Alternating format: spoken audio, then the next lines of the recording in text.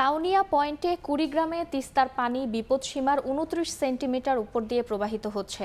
প্লাবিত হয়ে পড়েছে চরাঞ্চলের ফসল ও ঘরবাড়ি। সেখানকার পরিস্থিতি জানাতে জেলার রাজারহাটের বুড়িরহাট থেকে যুক্ত হচ্ছেন সহকর্মী বাদশা সৈকত। সরাসরি যাচ্ছি তার কাছে।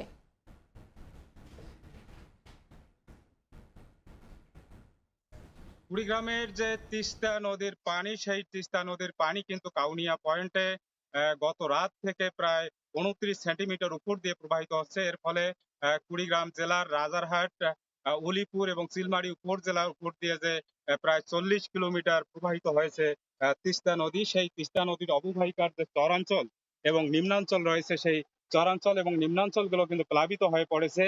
আমরা দেখেছি যে চরাঞ্চলের যে ফসল রয়েছে, বিভিন্ন ধরনের ফসল, বিশেষ করে রোপা আমন ধান এবং অনেক যে আমন ধান, কিছু ধান রয়েছে যেগুলো আসলে আগে লাগানো ছিল, সে ধানগুলো কিন্তু তলিয়ে গেছে। এছাড়াও আমরা দেখেছি যে চরাঞ্চলের কিছু ঘর বাড়ি তে পানি উঠেছে, যেগুলো একেবারে চরাঞ্চলের ঘর বাড়ি। আর আমরা কথা বলেছি এখানকার মানুষের সাথে, তারা আমাদেরকে জানিয়েছেন যে বিশেষ করে এই ৪০ কিলোমিটার এলাকা ব্যাপী যে নদীর পাড়ের যে ফসল, সেই ফসলগুলো কিন্তু ক্ষতিগ্রস্ত হয়ে পড়েছে। এখানকার কৃষকরা জানিয়েছেন যে আসলে এখানকার বাদাম সহ অন্যান্য আরো অনেক ফসল লাগানো ছিল, যেগুলো পানিতে নিমজ্জিত হয়ে পড়েছে।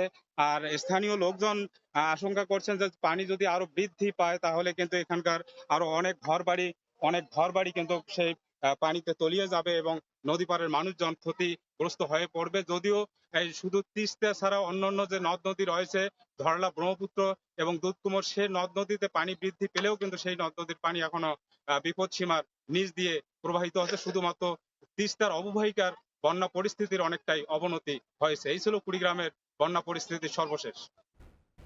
সরাসরি যুক্ত ছিলাম কুড়িগ্রামে।